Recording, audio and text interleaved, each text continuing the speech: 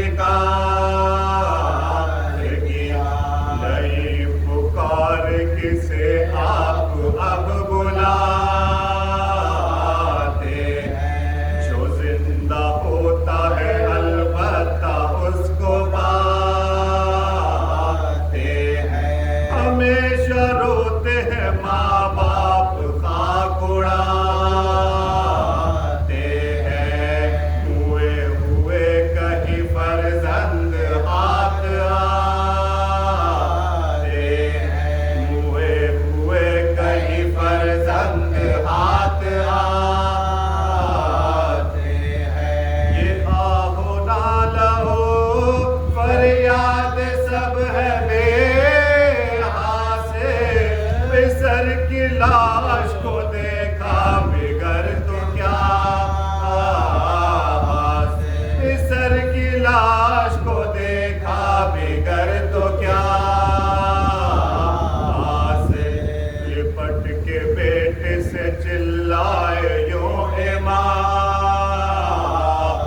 ज़मान, मैं तेरे जख्मों के सदके हूँ मेरे लाश के जमा, सितम की तेगों से टुकड़ा हुआ ये गोल, सावधान चले तुम्हें अली अकबर जहाँ से ताज़, चले तुम्हें अली अकबर जहाँ से ताशनाद, पटक के हाथ फिराते हो पुतलियाँ बेटा, हमारे सामने लेते हो हिचकियाँ बेटा, हमारे सामने लेते हो हिचकियाँ बेटा। ये कह रहे थे कि आवाज नौजवान आई, सदा से बेटे की हजरत की जाम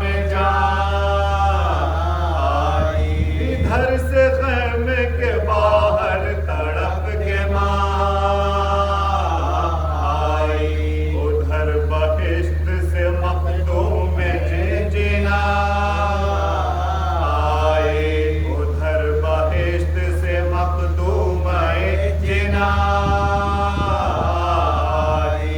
गए हुसैन तो मुंह मोड़ते हुए देखा, ज़मीं पे बेटे को दम तोड़ते हुए देखा, ज़मीं पे बेटे को दम तोड़ते हुए देखा। छूटा जो मेहरे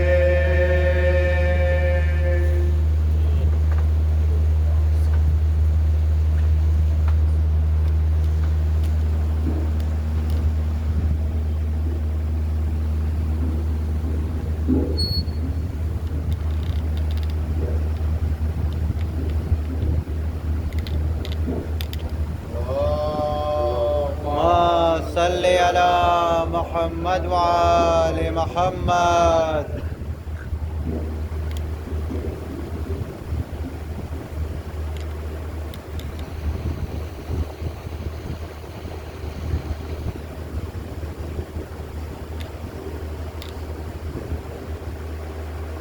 رحم الله من قال الفاتحة.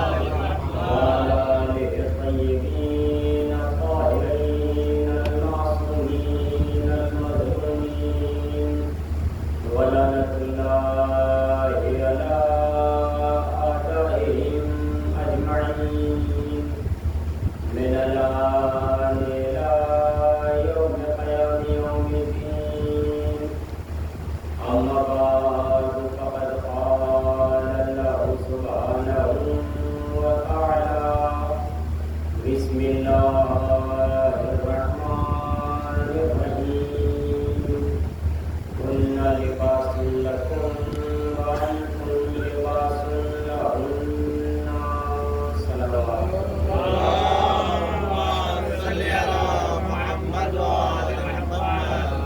حضرات گزارش ہے ایک مرتبہ سورہ الحمد اور 3 مرتبہ سورہ اخلاص کی تلاوت فرما کر تمام مرحومین بالخصوص آیت اللہ خاتمہ شریف کی روح و سائے صلوات فرمائیں۔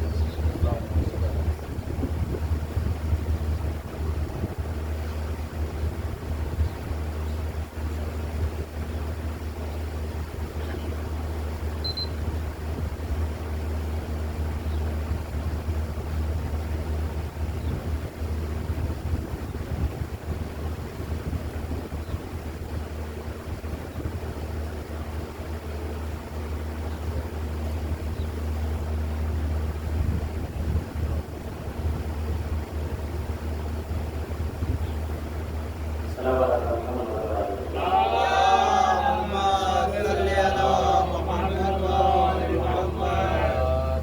بہرحال بڑے دوسرے سے اس ٹائم بیٹھے ہوئے ہیں تو پیچھے جو بیٹھے ہیں ہمارے جوان وہ آگے آ جائیں۔ ابھی ایسا معاملہ نہیں ہے کہ ایک لگا کے اتنا زیادہ بیٹھا جائے۔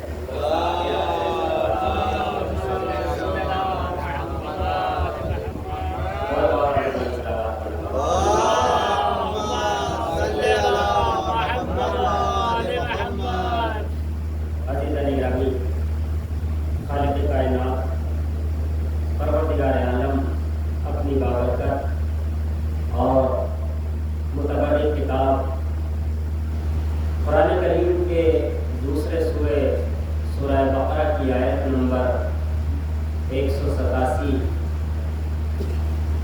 ارشاد فرما رہا ہے "قُلْنَا لِبَاسٌ لَكُمْ وَأَنْتُمْ لِبَاسٌ لَهُنَّ" کہ وہ تمہارا لباس ہے اور تم ان کا لباس ہو۔ واضح الفاظ میں اگر کہا جائے تو پروردگار عالم یہ کہہ رہا ہے کہ اے مردوں عورتیں تمہارا لباس ہے اور تم عورتوں کا لباس ہو۔ یہ قرآن کریم کی آیت ہے۔ قرآن کریم کا سورہ بزرگ ترین سورہ، بزرگ ترین یہ لفظ ترین جہاں بھی لگ جائے تو سب سے بڑے پیمانہ میں ہوتا ہے۔ جیسے کہ ہم اچھے کو انگلش میں گڈ کہتے ہیں، اس سے تھوڑا اچھا ہوتا ہے تو اسے بیٹر کہہ دیتے ہیں، اس سے زیادہ اچھا سب سے اچھا ہوتا ہے تو بیسٹ کہہ دیتا ہے انسان۔ اسی طرح سے جب فارسی میں کہا جاتا ہے اچھا تو اس کے لیے خوب لفظ استعمال کیا جاتا ہے، اور جب اس سے اور اچھا تو خوب تر کہا جاتا ہے، اور جب سب سے اچھا کہا جائے تو خوب ترین کہا جاتا ہے۔ یہ قرآن کریم کا سورہ بقرہ بزرگ ترین سورہ ہے، یعنی سب سے بڑا سورہ ہے جو تقریباً 3 پاروں میں آتا ہے۔ یہ قرآن کریم کا سورہ بقرہ، اس میں پروردگار عالم نے سب سے بڑی آیات کو بھی اسی سورہ میں پروردگار عالم نے رکھا ہے۔ قرآن کریم کے بہت سارے معجزات ہیں۔ بہرحال اگر گفتگو قرآن کریم کے معجزات پر ہی کی جائے کہ جو آیتیں، جو سورے، جو الفاظ قرآن کریم کے اندر ہیں وہ معجزات ہیں۔ خود قرآن کریم مکمل ایک آخری نبی حضرت محمد مصطفیٰ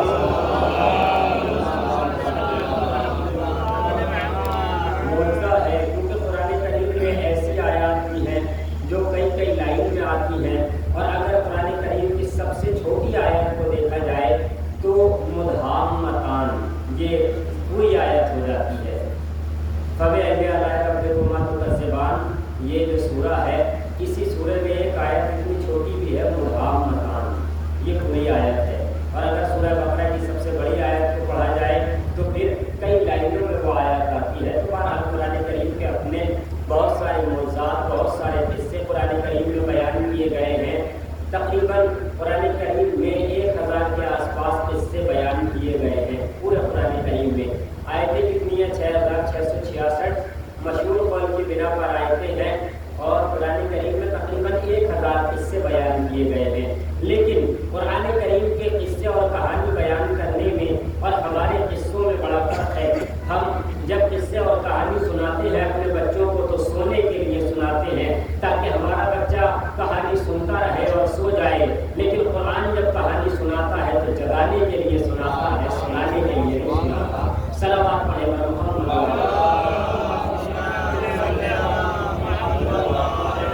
اب اللہ نے قرآن کریم کی یہ والی آیت جو سورہ بقرہ قرآن کریم کا دوسرا سورہ آیت نمبر 187 و 87 نمبر کی آیت قرآن کریم کی جس میں کہا جا رہا ہے پروردگار ہن لباس لکم وانتم لباس لہن, کہ عورتیں تمہارا لباس ہیں اور تم عورتوں کا لباس ہو. عزیزوں, بہت سارے اس میں بھی سوالات پیش آتے ہیں اسی آیت کے تحت کہ لباس کی خصوصیات کیا ہوتی ہیں, کس کس چیز کو لباس کہا گیا ہے, کہاں کیسا لباس پہننا چاہیے, کس وقت کیسا لباس ہونا چاہیے, لباس کی خاصیت کیا ہے اور کیسے موسم میں کیسا لباس ہونا چاہیے, سردی کا لباس کیسا ہونا چاہیے, گرمی کا لباس کیسا ہونا چاہیے, 4 فصلی لباس کیسا ہونا چاہیے, یعنی چاروں موسم جو ہیں تو چاروں موسم میں کون سا لباس پہنا جائے گا. قرآن کریم میں ایک آیت یہ بھی ہے کہ ہم نے وَكُلَّ شَيْءٍ أَحْصَيْنَاهُ فِي إِمَامٍ مُبِينٍ, ہم نے ہر شے کو قرآن کریم میں جمع کر دیا ہے. یہ قرآن کی آیت ہے.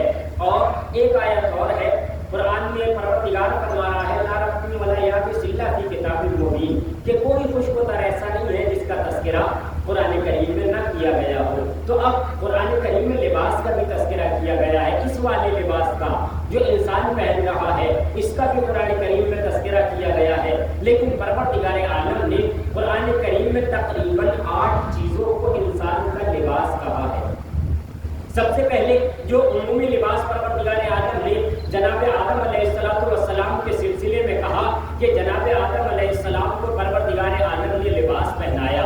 اچھا, جناب آدم کو نارمل لباس کی بات ہو رہی ہے, جناب آدم کے لیے جنرل لباس جو انسان عمومی لباس پہنتا ہے کپڑے وغیرہ, اس کو بھی قرآن کریم میں تذکرہ کیا گیا ہے کہ پروردگار عالم نے, آپ نے بہت سنا ہے کہ جناب آدم کو پروردگار عالم نے جب جنت سے بھیجا تو جناب آدم کا لباس لے لیا. عزیزوں, پروردگار عالم نے جنت کا لباس جناب آدم سے لے لیا, لیکن کہیں یہ نہیں ملتا کہ جناب آدم کو بے لباس بھیجا, بغیر کپڑوں کے پروردگار عالم نے بھیجا اس دنیا میں. ہاں, یہ مسئلہ الگ ہے کہ پروردگار عالم نے جنت کا لباس جناب آدم سے لے لیا, کیونکہ جناب آدم علیہ السلام وہ تھے جو جنت کے لیے بنائے ہی نہیں گئے تھے. اگر انسان یہ کہتا ہے کہ معاذ اللہ ثم معاذ اللہ جناب آدم علیہ السلام نے گناہ کیا تو نبی سے گناہ سرزد ہو نہیں سکتا. پروردگار عالم نے جناب آدم سے یہ کہا تھا ولا تقربا هذه الشجرة, اس پیڑ کے قریب مت جانا.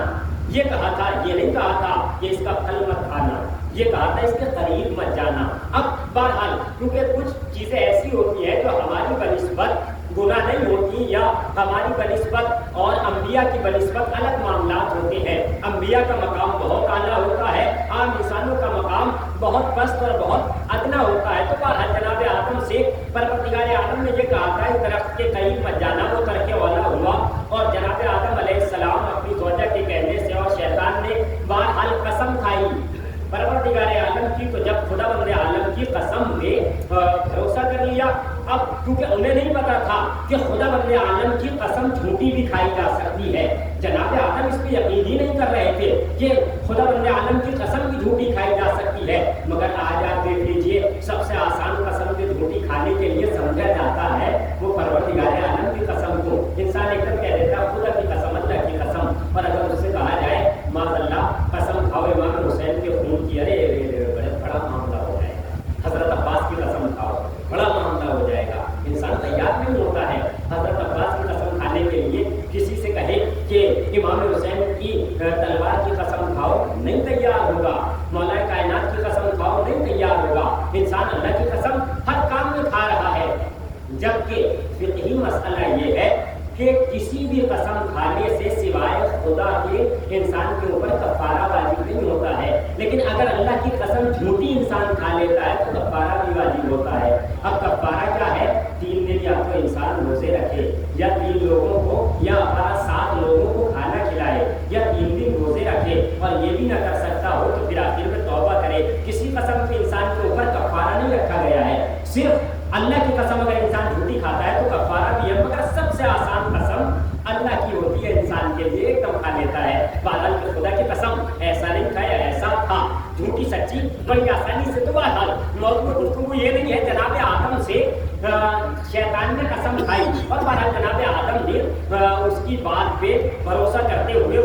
سے پھل کھا لیا. اب جب درخت سے پھل کھا لیا تو موضوع گفتگو یہ ہے کہ لباس ہے عورتیں مردوں کے لیے اور مرد لباس ہے عورتوں کے لیے. اسی لباس پر انشاءاللہ میں آج پہلی مرتبہ آپ کے سامنے گفتگو کر رہا ہوں اس موضوع پر اور انشاءاللہ اسی بات پر بات کو تمام کیا جائے گا.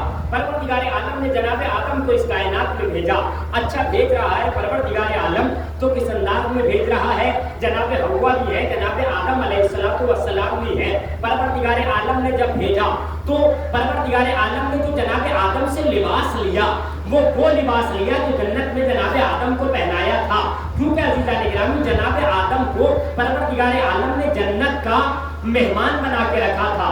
وہ جنت میں مہمان تھے اور مہمان اگر کہیں جائے, ہم یا آپ کہیں جائیں, جاتے رہتے ہیں مسلسل, اگر ہم جائیں اور کسی کے یہاں جانے کے بعد ہم جائیں اور جا کر کے 1 2 دن 3 دن یا 8 دن عشرہ پڑھ لے جائیں, 10 دن رہے, خمسہ پڑھ لے جائیں, 5 دن رہے, تو وہاں پر جب جاتے ہیں تو کیا ہوتا ہے, صاحب خانہ رہنے کا اہتمام بھی کرتا ہے, ہمارا بستر بھی لگاتا ہے, تولیہ اور اس کے علاوہ جتنے لوازمات ہوتے ہیں وہ سب کے سب مہیا کرتا ہے. لیکن عزیزوں جب ہم وہاں سے چلنے لگے عشرہ ختم ہونے کے بعد تو اب بستر بھی اپنے ساتھ ساتھ باندھنے لگے, جو اس نے ہمیں تمام لوازمات دیے تھے وہ بھی اپنے بیگ میں رکھنے لگے. تو کیا کہے گا, ارے مولانا کا دماغ خراب ہو رہا ہے, ہم نے تو انہیں استعمال کرنے کے لیے دیا تھا, یہ آئے ہیں آ کر کے یوز کر کے استعمال کر کے اپنے سیدھے ہو لیں گے اور چلے جائیں گے, یہ ان کا مال نہیں ہے. اسی طرح سے پروردگار عالم نے جناب آدم کو جنت میں جو رکھا تھا مہمان کے طور پہ رکھا تھا.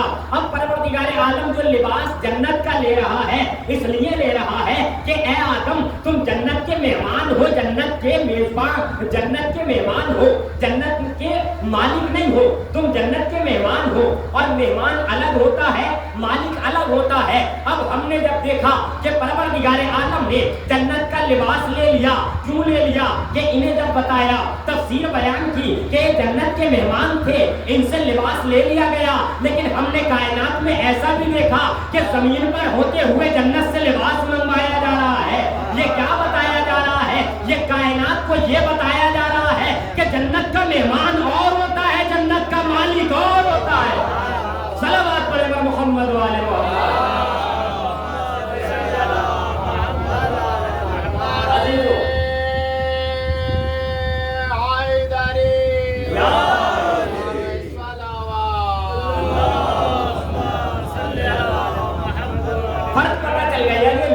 ایسی چیز ہے عزیزوں کہ انسان لباس, اگر انسان پروردگار عالم کا برگزیدہ بندہ ہو, اہل بیت کی منزل میں پہنچا ہوا ہو, تو اپنے دہن سے الفاظ نکلا کرتے ہیں اور لباس آ جایا کرتا ہے. اب وہی باتیں جو آپ نے کل سن لی ہے کہ لباس آیا تو کہاں سے آیا, میں اس کو تکرار نہیں کروں گا کہ وہاں کے درزی رہتے تھے. تو آپ نے کل سنا ہے تفصیل کے ساتھ کہ جب دمبے کے لیے وہاں پہ کسی طرح کے چرواہے نہیں رہتے تھے تو بہرحال جہاں سے وہ رہتے تھے وہیں سے لباس بھی آ گیا. خیر اب یہ لباس پروردگار عالم نے بھیج دیا. سب سے پہلا یہ عمومی لباس جس کو قرآن کریم نے لباس کہا. اب عزیزوں پروردگار عالم کہہ رہا ہے عورتیں تمہارے لیے لباس ہیں اور تم عورتوں کا لباس ہو. ذرا یہاں پر ایک لمحے کے لیے ٹھہرے. عزیزوں لباس کی خصوصیت کیا ہوتی ہے؟ لباس کی سب سے اہم خاصیت جو بتائی گئی ہے وہ پاک ہونا چاہیے, صاف ہونا چاہیے, طیب و طاہر ہونا چاہیے, اور لباس ایسا ہونا چاہیے کہ جہاں ہم پہن کے جائیں تو لباس ہماری عزت کرائے. ایسا لباس نہیں ہونا چاہیے جو انسان کی بے عزتی کا سبب بنے. جب پروردگار عالم خاتون کو, عورت کو انسان کا لباس کہہ رہا ہے تو پروردگار عالم بتانا یہ چاہتا ہے ایسی خاتون کا انتخاب کرنا جو تمہارے لیے عزت کا سبب بنے, بے عزتی کا سبب نہ بنے. غور فرما رہے ہیں آپ حضرات. اب عزیز و مولا کائنات جب خاتون کا انتخاب کر رہے ہیں, آپ نے سنا ہے مکمل واقعہ جناب عباس کی والدہ کا, جناب ام البنین کا جب انتخاب کر رہے ہیں, کیسے کر رہے ہیں تو بڑا خاندان دیکھ کر کے کر رہے ہیں, جناب عقیل کو بھیج کر کے کر رہے ہیں کہ ذرا دیکھو اچھا خاندان ہونا چاہیے. جناب عقیل نے بتایا. اب وہ ساری گفتگو اپنے الگ موضوع ہے, لیکن لباس پروردگار عالم نے عورت کو کہا تو لباس کا سب سے پہلا مرحلہ یہ ہے کہ وہ پاک ہونا چاہیے, وہ صاف ہونا چاہیے. اور دوسری منزل میں اگر لباس گندا بھی ہو جاتا ہے تو عزیزو ہر انسان हर इंसान क्या आम अगर बात की जाए तो कोई भी ऐसा नहीं होता कि अगर लिबास पे कोई धब्बा लग जाए तो लिबास को फेंक दिया जाए, कभी ऐसा नहीं होता। इंसान एक से एक महंगा लिबास पहनता है या बहरहाल सस्ता भी हो तो उमूमी लोग क्या करते हैं, लिबास से धब्बे को साफ कर लिया करते हैं, धो दिया करते हैं, फेंका नहीं करते। परवरदिगार आलम ने औरतों को मर्द का लिबास कहा, मर्द को औरतों का लिबास कहा। ये इसलिए भी परवरदिगार आलम ने तवज्जो दिला दी कि जब तुम्हारा लिबास गंदा हो जाता है, तुम्हारे लिबास पे किसी न किसी तरह का धब्बा लग जाता है, तो जिस तरह से तुम अपने लिबास के धब्बे को साफ किया करते हो, इसी तरह से अगर तुम्हारी खातून से भी कोई थोड़ी बहुत गलती हो जाए तो ऐसा ना हो कि बदलने की कोशिश करो, उसको साफ करने की कोशिश करो, उसको पाक करने की कोशिश करो, उसको निखारने की कोशिश करो। अगर इंसान ये कोशिश करेगा तो कामयाब हो जाएगा। क्योंकि अज़ीज़ान गिरामी, अब बहुत से लोग होते हैं कि परवरदिगार आलम ने ये लिबास जो खुदावंद आलम ने औरतों को कहा है, तो बहुत से लोग ये भी कहते हैं भाई यहाँ पे थोड़ा सा मुमकिन है कि किसी के लबों पर तबस्सुम आ जाए कि परवरदिगार आलम ने ये भी तो इजाज़त दी है कि इंसान जो है अपने लिबास को बदल बदल के पहने। अब आप इशारे को समझ ही गए होंगे कि परवरदिगार आलम ने ये भी तो इजाज़त दी है कि इंसान आज ये काला लिबास पहन रहा हूँ, मैं मजलिसें हो रही हैं तो मुहर्रम है, काला लिबास पहन रहा हूँ, मुमकिन है कोई अच्छा वैसी शादी की तकरीब हो तो इसका लिबास का कलर तब्दील कर दिया जाए, दूसरा पहन लिया जाए, तो ये दूसरे वे में इंसान ले जाता है, दूसरी तरफ ले जाता है। अज़ीज़ान गिरामी, ये लिबास और है, वो लिबास और है, वो लिबास वो है जो इंसान की शरीके हयात की शक्ल में आती है। ये लिबास वो है कि आज खरीदा, कल इंसान ने बदल दिया, लेकिन परवरदिगार आलम ये कहता है कि जो लिबास इंसान का पसंदीदा लिबास होता है वो अपने मरने के बाद भी इंसान कहता है कि मेरे बेटों तक इसको पहुंचाया जाए। अगर लिबास अच्छा हो, अगर इंसान का पसंदीदा लिबास हो और इतना मुतबर्रिक, अगर बहुत अच्छा इंसान का कोई ऐसा लिबास है, बड़े बड़े उलमा के साथ ये देखा है कि जैसे ये मैं इसको अपने गले में आमतौर से डाले रहता हूँ मजलिस के वक्त, तो बहुत सारे उलमा ने ऐसा किया है कि जो एक ही अपने रुमाल से आंसू पोंछा करते थे, मुसलसल वही रुमाल इस्तेमाल किया करते थे, तो बाज़ उलमा ने वसीयत की है कि इस रुमाल को हमारे मरने पे हमारी कब्र में हमारे कफन के साथ रख दिया जाए। तो कहने का मकसद ये है कि अगर लिबास अच्छा हो तो इंसान ये तमन्ना करता है कि कब्र तक मेरे साथ जाए। इसी तरह से अगर इंसान की ज़ौजा अच्छी हो तो इंसान ये तमन्ना करता है कि मुझे हूरें नहीं चाहिए, मुझे गिलमान नहीं चाहिए, रोज़े महशर परवरदिगार मुझे मेरी उसी ज़ौजा के साथ रखना जो दुनिया में मेरे साथ है। अगर अच्छी शरीका हयात इंसान को मिल जाए तो यही तमन्ना इंसान करता है। लेकिन अज़ीज़ान गिरामी, बहुत सारे इस हवाले से शिकवे शिकायतें बहरहाल सबके यहाँ मिलते हैं, लेकिन अज़ीज़ों, परवरदिगार आलम ने खातून को, मर्द को औरत का लिबास कहा, औरत को मर्द का लिबास कहा। अच्छा, परवरदिगार आलम ने और किसे किसे लिबास कहा है? परवरदिगार आलम ने कुरान करीम में ईमान को मोमिन का लिबास कहा है, क्योंकि अगर इंसान मोमिन हो, ईमान रखता हो, ईमान यानी परवरदिगार आलम की वहदानियत का ऐलान करता हो, नबी की नबूवत का इकरार करता हो और अमीर कायनात की विलायत का इकरार करता हो, अहले बैत अतार की विलायत का, 14 मासूमीन का, तो इंसान मोमिन हो जाता है। अब ये इकरार जबान से तो करता हो, लेकिन अगर इसके अंदर इसके आज़ाओ जवारे से ईमान सादिर न होता हो तो फिर इसके पास ईमान का लिबास नहीं है। परवरदिगार आलम ने तक़वे को क्या कहा है? तक़वे को भी खुदावंद आलम ने लिबास कहा है कि तक़वा एक ऐसी चीज़ है जो मुत्तकी का, परहेज़गार इंसान का लिबास होता है, और जिसके पास जितना ज़्यादा तक़वा होता है वो उतना ही अपने लिबास में मजबूत होता है, उतना ही कायनात में अच्छा दिखाई देता है। अब अज़ीज़ान गिरामी, इंसान कब बच सकता है? लेकिन परवरदिगार ये भी कहता है कि हर एक का अमल उसके साथ है। खुदावंद आलम कहता है कि किसी का अमल, इन मर्द को औरत के लिए लिबास बनाया, औरत को मर्द के लिए लिबास बनाया, लेकिन परवरदिगार आलम ने ये भी कहा कुरान करीम में कि अब रिजालो कव्वामूना अलन निसा, कि मर्द जो है औरतों पे हाकिम है। अब हाकिम का मतलब ये नहीं है कि हम हाकिम अपना हुक्म जताएं कि घर में पहुंच जाए तो कयामत आ जाए, ऐसे बन जाए कि जब आने का ऑफिस से टाइम हो जाए तो वो लरजने लगे। खातून खाना बाज़ लोग ऐसे होते हैं, आपने भी देखे होंगे कि जब बाप के आने का टाइम होता है बच्चे सहम जाते हैं, ज़ौजा सहम जाती है कि बाप के आने का टाइम हो गया। اب تو قیامت آ جائے گی, اب شانتی سے بیٹھنا ہے. بہت سارے لوگ ایسے ہوتے ہیں کہ گھر میں آفت مچا دیتے ہیں آنے کے ساتھ ہی. قرآن کہتا ہے انسان کو ایسا نہیں ہونا چاہیے, کیونکہ پروردگار عالم نے واقعاً انسان کو, مرد کو عورت پر حاکم بنایا, مگر حاکم کا مطلب یہ نہیں ہے کہ وہ انسان بالکل اسے اپنے رعایا سمجھ لے کہ جو میں چاہوں گا وہ ہوگا, اس کی باتیں ہی نہیں سنی جائے گی, اس کا کچھ موقع, اس سے کچھ مشورہ ہی نہیں لیا جائے گا. ایسا بالکل نہیں کہا, کیونکہ پروردگار عالم کہتا ہے کہ دونوں کا عمل برابر ہے, کیونکہ نہ مرد کا عمل عورت تک پہنچے گا نہ عورت کا عمل مرد تک پہنچے گا, یا یوں کہا جائے نہ بیوی کا عمل مرد تک پہنچے گا نہ شوہر کا عمل بیوی تک پہنچے گا. جو عمل کرے گا پروردگار عالم اسے اس کے عمل کی بنا پر خدا اپنے عالم اجر دے گا. اس بنا پر اجر نہیں دے گا کہ میری زوجہ بڑی اچھی ہے تو اب میں کامیاب ہو جاؤں گا, یا میرے شوہر بڑے علامہ ہیں تو زوجہ سوچے میں کامیاب ہو جاؤں گی. نہیں عزیزان گرامی,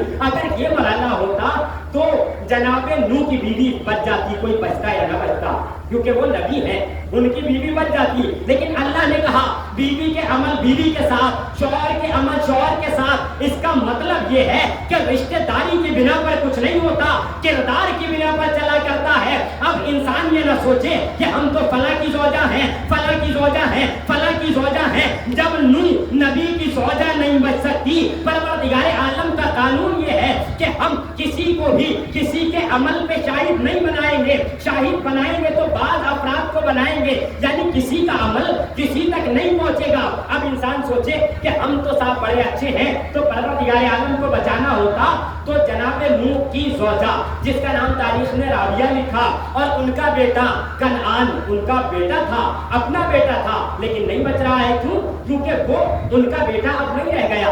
اپنے عمل کا ہر انسان ذمہ دار ہے. لہذا جب جناب نوح کی زوجہ اپنے عمل کی ذمہ دار ہے تو چاہے کسی بھی نبی کی زوجہ ہو اپنے عمل کی ذمہ دار رہے گی. پروردگار عالم نے کہہ دیا ہے صاف صاف کہ رشتہ داری کی بنا پر کوئی کام چلنے والا نہیں ہے. اب لوگ کہتے رہے کہ ہم فلاں کے رشتہ دار ہیں, فلاں کے رشتہ دار ہیں, فلاں کے قریبی ہیں, کوئی مطلب نہیں ہے. نہ کسی کے رشتہ دار ہونے سے کچھ ہونے والا ہے اور نہ کسی کے برابر میں سونے سے کچھ ہونے والا ہے. پروردگار عالم کہتا عمل دیکھو. اب میں یہاں سے تھوڑا سا موضوع سے الگ ہے, لیکن بات آ گئی تو اس کو ضرور عرض کروں گا. عزیزو, انسان سوچتا ہے کہ ہم فلاں جگہ چلے جائیں گے تو ہمارے اوپر برکت نازل ہو جائے گی. نہیں عزیزان گرامی, جناب خضر علیہ السلام کو پروردگار عالم نے جب سلایا تھا, اور قرآن کریم نے کہا کہ پروردگار نے جب وہ سوئے کہ کتنا سوئے, تو انہوں نے کہا یومن و بازا یوم, کہ میں ایک دن سویا, تھوڑے ٹائم سویا. تو قرآن نے کیا کہا, پروردگار عالم نے کہ بل لبثتم مئۃ عام, کہ تم تھوڑی بہت دیر نہیں سوئے ہو بلکہ 100 سال تک سوئے ہو. اب جناب عزیر علیہ السلام, جناب خضر نہیں ہے, جناب عزیر علیہ السلام ہے. اب جناب عزیر اور عزیرہ یہ دو بھائی ہیں. بہرحال, اور ان کے بارے میں یہ بھی سوال میں نے پہلے بھی عرض کیا ہے کہ ایک سوال یہ آتا ہے عام طور سے لوگوں کے ذہن میں, اور کیا کرتے ہیں کہ دو بھائی ہیں, دونوں ایک دن پیدا ہوئے, ایک دن انتقال ہوا, لیکن ایک دوسرے سے 100 سال چھوٹا ہے. ایک دوسرے سے 100 سال چھوٹا ہے. ایک دن پیدا ہوئے, ایک دن انتقال ہوا, لیکن ایک دوسرے سے 100 سال چھوٹا ہے. تعجب کی بات ہے نا, کیسے ہو جائے گا؟ یہ جناب عزیر نبی ہے اور جناب عزیرہ یہ دونوں بھائی ہیں. پروردگار عالم نے ایک ہی دن ان کو پیدا کیا, لیکن جناب عزیر کو پروردگار عالم نے 100 سال کے لیے سلا دیا. اب وہ جب سو گئے تو ان کا سن وہیں پر رکا رہا. اب یہ اکیلے نہیں سوئے تھے, انہوں نے پروردگار سے کہا پروردگار میں تو تھوڑی دیر سویا ہوں یا ایک دن سویا ہوں. کہا نہیں, تم اپنے گدھے کی طرف دیکھو جو ان کی سواری دور کی تھی. کہا گدھے کی طرف دیکھو. اب جو انہوں نے دیکھا تو گدھے کی ہڈی بوٹی کھال کا کچھ پتہ ہی نہیں تھا. 100 سال میں کہاں کا کہاں چلا جائے گا. اب جیسے ہی انہوں نے پروردگار سے کہا پروردگار مجھے تو کچھ بھی نظر نہیں آ رہا, کہاں ہے؟ تو جناب عزیر سے اللہ نے کہا کہ تم اپنے حیوان کو, اپنے گدھے کو آواز دو. اب حکم خدا ہوا, انہوں نے اپنے گدھے کو جیسے ہی آواز دی, بس توجہ رکھیے گا یہاں پہ 2 منٹ کی گفتگو ہے یہاں پہ. انہوں نے آواز دی, گدھے کو اپنے آواز دی. پروردگار کے کہنے سے گدھا ختم ہو چکا تھا, ہڈیاں راکھ میں مل چکی تھی, خاک میں مل چکی تھی, لیکن جیسے ہی نبی نے آواز دی اب گدھے کی وہ ہڈیاں, وہ بوٹیاں, وہ جو خاک میں مل چکا تھا, ایک مرتبہ خاک جمع ہونے لگی, ساری کی ساری خاک جمع ہو گئی. یہ یہاں تک کہ ان کا سواری, ان کا خچر یا گدھا جو بھی سواری نہیں ہو وہ سواری تیار ہو گئی. عزیزان گرامی, یہاں پہ جملہ کہنے کا دل چاہتا ہے, اللہ کے نبی نے آواز دی تھی, حیوان تھا, گدھا تھا, لیکن اللہ کے نبی نے آواز دی، وہ ہواؤں کی بلندیوں سے راکھ ہو چکا تھا مگر آ گیا، کیونکہ اللہ کا نبی بلا رہا ہے۔ ایک حیوان تھا لیکن اللہ کے نبی کی آواز پر لبیک کہا، گدھا بھی آ گیا۔ ارے وہ کیسے انسان تھے کہ اللہ کا نبی بلاتا رہا، یہ پہاڑیوں پہ بھاگتے رہے۔ صلوات پڑھے بر محمد والے محمد۔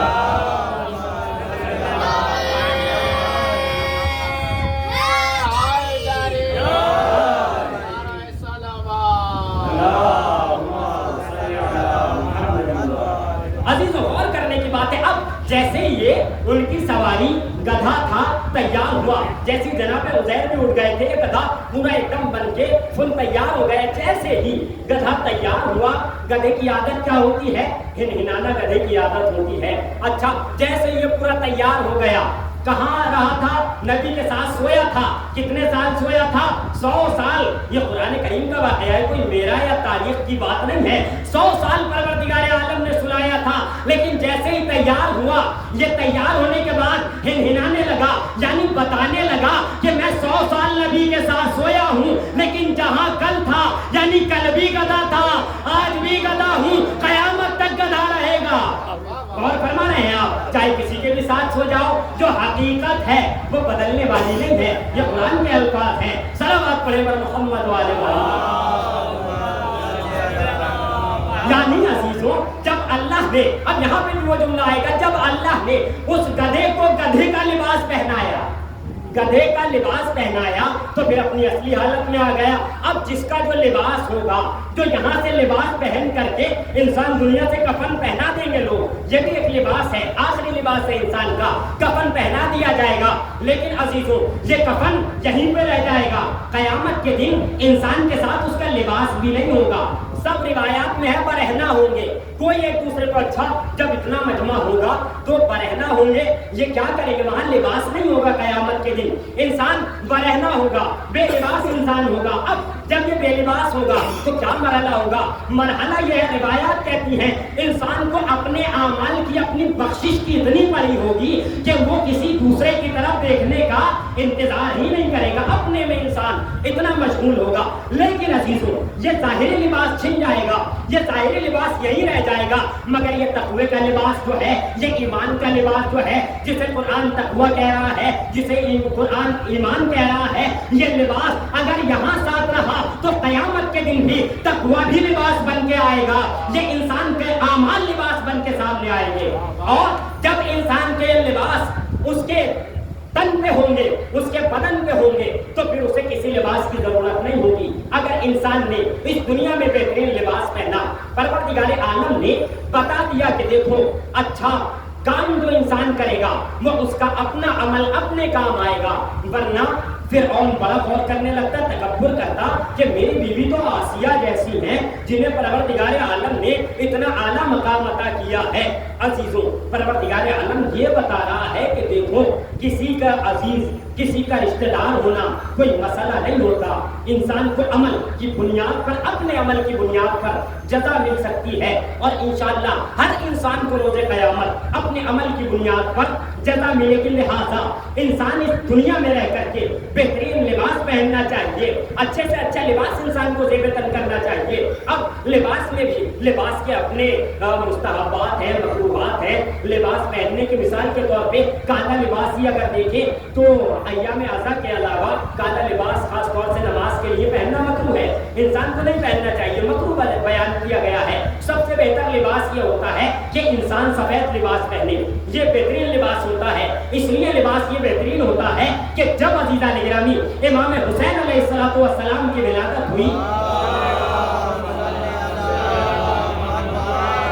تو امام حسین کو رنگین کپڑے میں جناب صفیہ لے کر کے آئی، مولا کائنات کی خواہر ہے ایک، وہ لے کر کے آئی، اور جناب صفیہ لے کر کے آئی، اور لے کر کے آنے کے بعد ایک رنگین کپڑے میں، ایک رنگین لباس میں لپیٹ کے امام حسین کو لائی اور لا کر کے پیغمبر اکرم کی آغوش میں دیا۔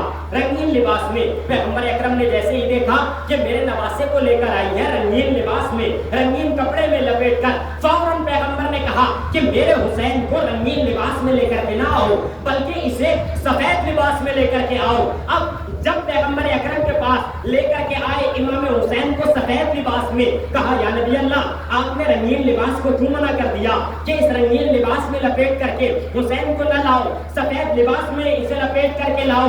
तो पैगंबर अकरम ने बेहतरीन जुमला इरशाद फरमाया। यूं तो आपके सारे जुमलों पर हमारी जाने कुर्बान, लेकिन पैगंबर अकरम ने अब जो जुमला कहा कि मैंने इसलिए कहा कि हुसैन को सफेद लिबास में लेकर आओ, क्योंकि हुसैन के ऊपर दुनिया के कोई रंग चढ़ने वाला नहीं है। हुसैन वो है जो दुनिया के रंग में रंगने वाला नहीं है, बल्कि अपने रंग में हुसैन सारी दुनिया को रंग लेगा।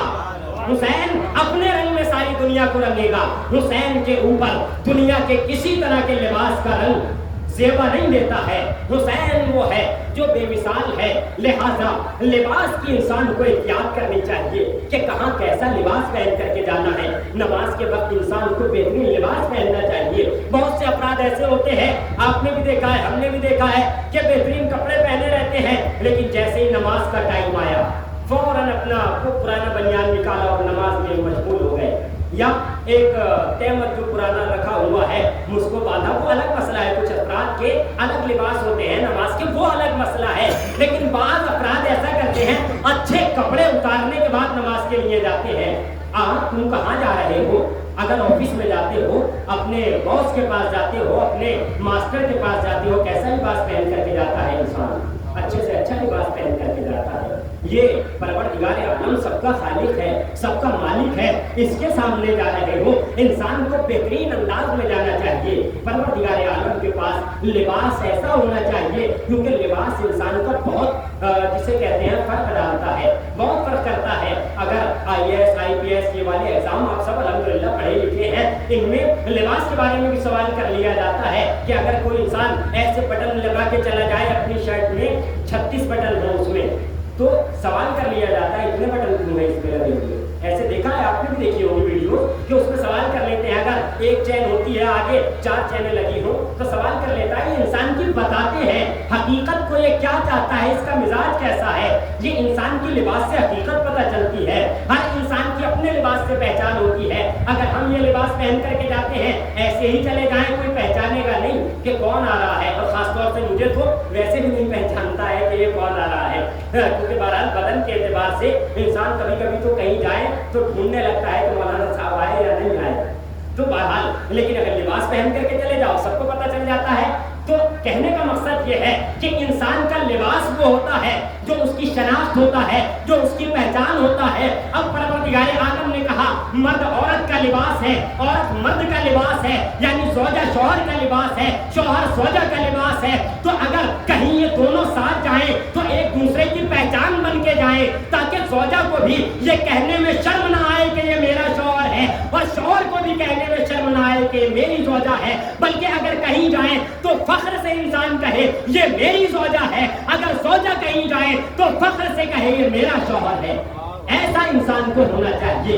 लिहाजा एक दूसरे में इस तरह से रहना चाहिए। वो अलग मसला है कि इख्तिलाफात सब जगह होते हैं, ऐसा नहीं है कि कोई भी आम लफ्ज़ है कि दूध का धुला हुआ, कायनात में कोई भी इंसान नहीं है, मासूम कोई नहीं है। लेकिन अज़ीज़ान गिरामी, ये एक दूसरे के लिबास हैं। मैंने अर्ज किया कि लिबास अगर गंदा हो जाए, लिबास पे अगर धब्बा लग जाए तो लिबास को धोया जाता है, लिबास को फेंका नहीं जाता है। लिहाजा बस एक ही जुमला आज की मजलिस का वो यही है कि एक दूसरे की गलतियों को दरगुजर करना सीखें। क्योंकि अगर आपने देखा है कि परवरदिगार आलम ने लिबास जो कहा, बहुत ही सोच समझ के खुदावंद आलम ने कुरान का हर लफ्ज़ लिखा है। आप देखें कि जो भी ये लाइट में तार होते हैं, 2 ही तार होते हैं, एक तार थोड़ा कम पावर का होता है, या ठंडा या गर्म। अगर दोनों घर में एक साथ लगा दिए जाए तो ब्लास्ट हो जाएगा, सब फूट जाएगा। इसी तरह से घर का भी मसला है।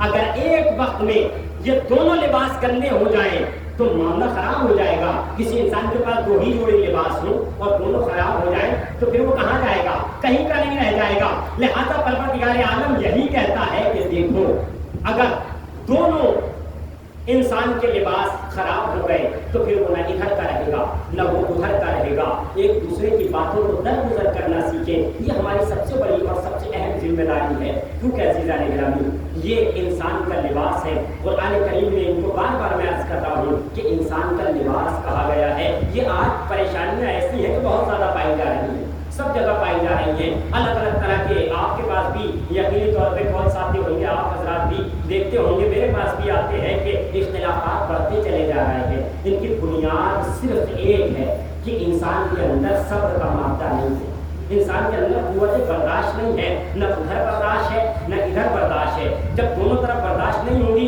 यही बस इतनी सी देर है कि अजीजों इंसान थोड़ी देर के लिए अगर खामोश रह जाए तो सारा मसला सही हो जाता है। ये थोड़ी देर की गुफ्तगू जो भी हुआ करती है इंसान के खानदान की और घरेलू मसाइल में, ये जब भी हुआ करती है जब दोनों तरफ से सवाल चलते हैं, दोनों तरफ से जवाब चलते हैं, तभी जाकर के बात इतनी बढ़ती है कि फिर वो बढ़ती चली जाती है। लिहाजा परवरदिगार आलम ने, नबी अलैहिस्सलाम ने, अंबिया अलैहिस्सलाम ने बार बार इंसानों से, लोगों से कहा है। नबी ने सबसे ज़्यादा अपनी पूरी ज़िंदगी में जो एक अहम काम बताया है वो दो मोमिनीन के दरमियान सुलह करने को बताया है। और अजीजों, ज़ौजा शौहर के दरमियान झूठ बोलना हराम है, कुरान करीम में लिखा है हराम है, लेकिन ज़ौजा शौहर के दरमियान अगर सुलह करानी हो और उसमें झूठ भी बोलना पड़ जाए तो उसको इस्लाम में जायज़ करार दिया, उसे हराम करार नहीं किया। लेकिन ऐसा भी बहुत बड़ा झूठ बोल दो, इधर का मर जाए उधर का मर जाए, ऐसा वाला भी झूठ नहीं। लेकिन ऐसा नॉर्मल सा अगर कोई ये बात हो रही है कि साहब मेरे शौहर को आपने वहाँ देखा और इससे बात बन रही है, आपको झूठ बोलना पड़ रहा है जबकि देखा है कि भाई मैंने नहीं देखा, इस तरह से इंसान कहते हैं और बात बच रही है तो इस्लाम कहता है बचा लेना चाहिए। क्योंकि सबसे अहम बात यह है कि दो मोमिनीन के दरमियान इंसान को सुलह और ख़ास तौर से ज़ौज शौहर के दरमियान ये एक दूसरे का लिबास है। जिस तरह से इंसान एक दूसरे का लिबास है, अज़ीज़ों, परवरदिगार आलम बार बार इस बात पे तवज्जो दे रहा है। अहले बैत अत्हार ने बहुत ज़्यादा इस बात पे तवज्जो दी है, कुरान ने लिबास करार दिया है। लिहाजा सोच समझ के इंसान इब्तिदा से ही इन कामों को लेकर के चले। अगर इब्तिदा से हमने इन बातों पर तवज्जो दे दी तो यकीन जानिएगा कोई इंसान को आखिर तक परेशानी आने वाली नहीं है। अहले बैत अत्हार का घराना आप देखिए, कभी आपने सुना है कोई झूठी से झूठी रिवायत नहीं ला सकता इंसान कि नबी की 11 ज़ौजा थी, ये कहता है हर इंसान, लेकिन कोई ये नहीं बता सकता कि पैगंबर अकरम का किसी एक ज़ौजा से झगड़ा हुआ। कोई नहीं बता सकता कि अमीर कायनात की ज़ौजाएं जितनी थी, इमाम हसन सारे अइम्मा की तकरीबन, या आपके पास बहुत सारे मोमिनीन की जो अहले बैत अत्हार के सहाबा से थे, उनके दौर में किसी की बीवी और मियाँ का झगड़ा लेकर के अहले बैत अत्हार के दौर में इनके सहाबा आए नहीं होता था। जो हकीकी सहाबा थे, कई झूठी से झूठी ये रिवायत नहीं मिलती है। तो जब हम अहले बैत अत्हार को इतना मानते हैं तो इस वाली बात में हम क्यों आगे नहीं है? ये भी तो हमें अहले बैत की सीरत पे अमल करना चाहिए।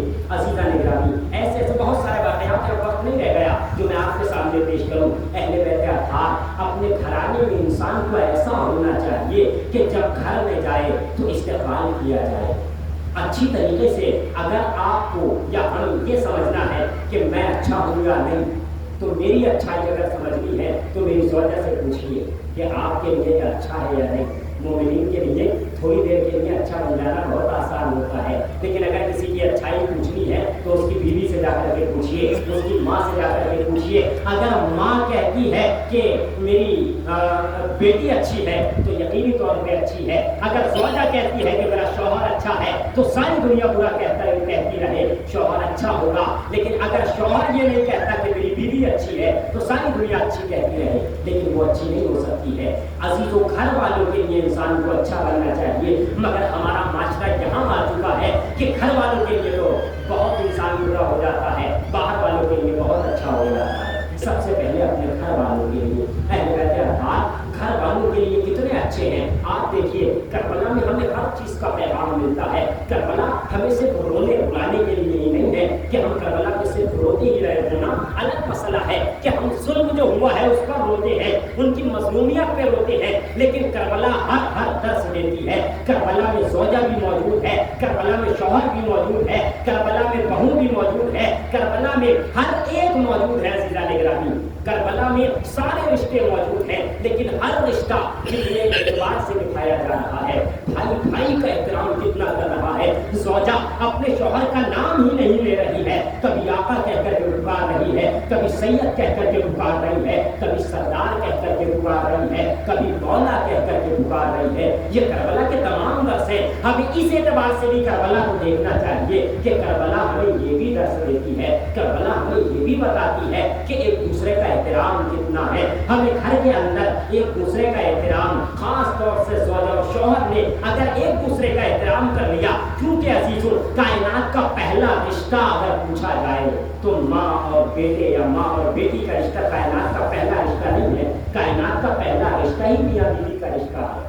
جناب آدم اور جناب حوا, یہ پہلا رشتہ ہی میاں بیوی کا رشتہ پروردگار نے بنایا ہے. لہٰذا یہ رشتے اگر مضبوط ہو گئے تو سارے رشتے صحیح ہوتے چلے جائیں گے. اگر یہ دونوں صحیح رہے تو بچے اپنے آپ اپنے راستے پر چلیں گے اور اتنے اچھے ہو جائیں گے کہ پھر یہ کہنے کی ضرورت نہیں پڑے گی کہ امام پر قربانی ہو جاؤ.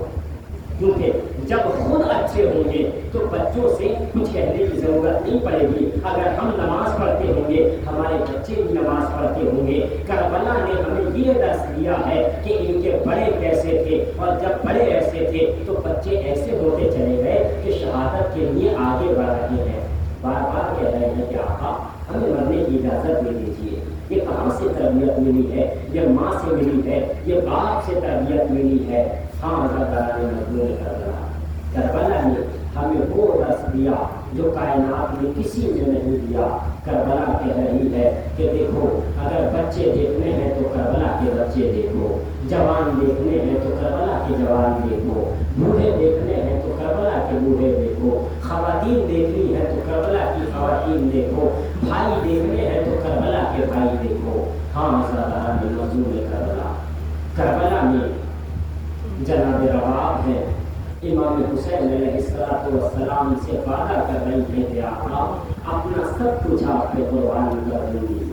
جناب لبابہ مولا عباس کی زوجہ کربلا میں ہے, مولا عباس سے وعدہ کر رہی ہیں آقا میں آپ پہ اپنا سب کچھ قربان کر دوں گی. عزاداران مظلوم کربلا خدا نے جنہیں لباس کہا, اس طرح تقویٰ کربلا میں نظر آیا, وہ ایمان کربلا میں نظر آیا کہ اللہ اکبر, ایمان اس بلندی پر ہے کہ اصحاب کا ایمان ہے جو بے مثال ایمان ہے. ہاں عزاداران مظلوم کربلا, ابھی آپ جا کے اوپر سے جناب علی اکبر کی شہادت ملاحظہ فرما رہے تھے.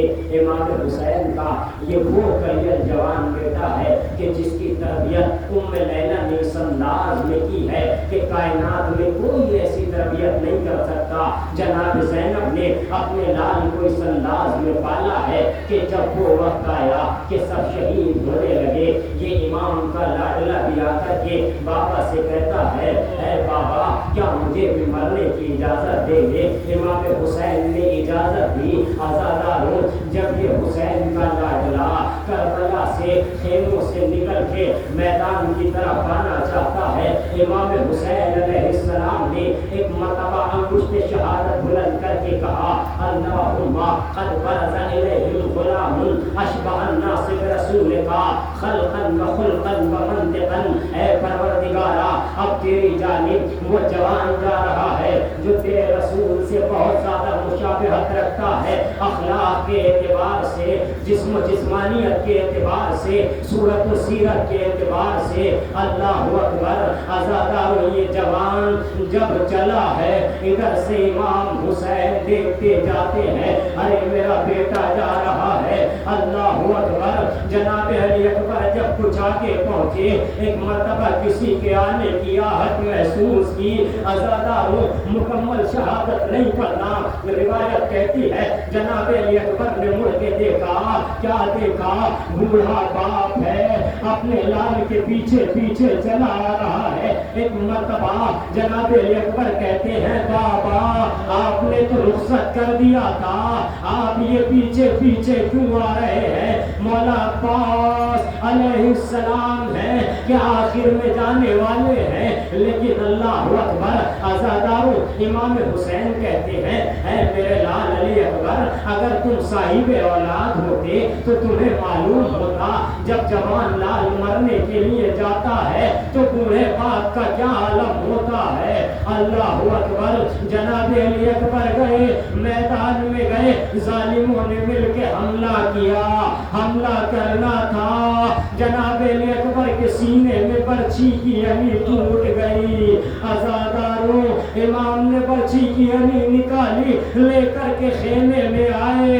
अब जो जनाब ज़ैनब ने मंजर देखा, हाय मेरी गोद का पाला अली अकबर, हाय मेरा लाडला किस तरह से शहीद कर दिया गया। वसयअलमुल लज़ीना ज़लमू अय्युल क़लबि यन्क़लिबून इन्ना लिल्लाहि व इन्ना इलैहि राजिऊन।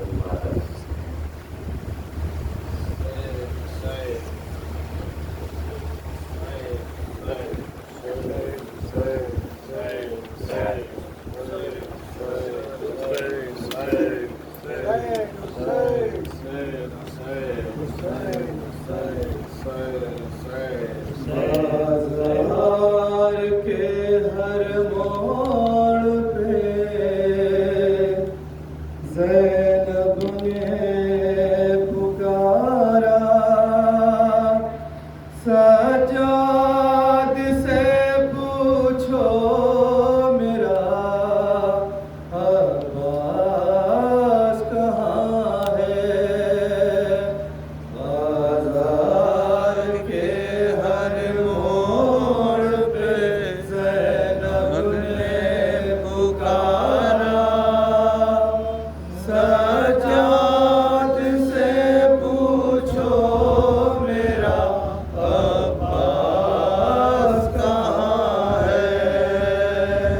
बाज़ार के हर मोड़ पे ज़ैनब ने पुकारा, सज्जाद से पूछो मेरा अब्बास कहाँ है। गर्दिश में है औलादे पैगंबर का सितारा, सज्जाद से पूछो मेरा अब्बास कहाँ है। बाज़ार के हर मोड़ पे ज़ैनब ने पुकारा, सज्जाद से पूछो मेरा अब्बास कहाँ है। बेशर्म अता जमलई बातें हैं हम पे, एक रस्सी में भी 12 गले बांधे हैं कस के। क्यों लेता नहीं तेरे कब्र आके हमारा, सज्जाद से पूछो मेरा अब्बास कहाँ है। बाज़ार के हर मोड़ पर ज़ैनब ने पुकारा, सज्जाद से पूछो मेरा अब्बास कहाँ है। हम डूबे हैं अपने ही लहू में सरे बाज़ार, कोई भी नजर आता नहीं अपना मददगार। अब कोई नहीं आलमे गुरबत में हमारा, सज्जाद से पूछो मेरा अब्बास कहाँ है। बाज़ार के हर मोड़ पे ज़ैनब ने पुकारा, सज्जाद से पूछो मेरा अब्बास कहाँ है।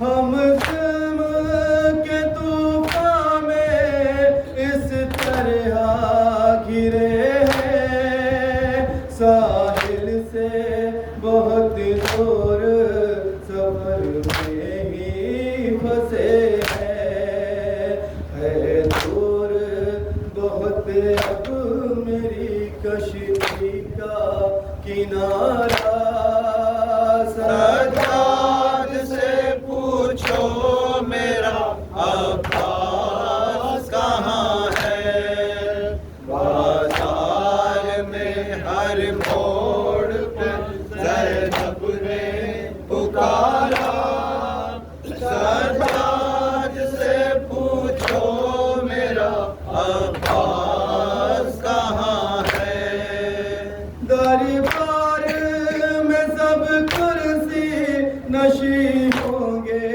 شرابی ہے پاس نہیں اوڑ لو جو ایک ردائی جانا نہیں دربار میں اب مجھ کو دوبارہ سجاد سے پوچھو میرا عباس کہاں ہے بازار کے ہر موڑ پہ زینب نے پکارا سجاد سے پوچھو میرا عباس کہاں ہے ایک رسی میں سب دارا گلے چھوٹے بڑے ہیں عاشور سے ہم کانٹوں پہ پیدل ہی چلے ہیں دو کام بھی دشوار ہے اب چلنا ہمارا سجاد سے پوچھو میرا عباس کہاں ہے بازار کے ہر موڑ پہ زینب نے پکارا سجاد سے پوچھو میرا عباس کہاں ہے عالم میں بیاں کیسے کروں ہائے وہ منظر اس دم سر عباس کڑپ جاتا تھا سن کے بیضا سے یہی جس گھڑی زینب نے پکارا سجاد سے پوچھو میرا عباس کہاں ہے بازار کے ہر موڑ پہ زینب نے پکارا سجاد سے پوچھو میرا عباس کہاں ہے حسین حسین حسین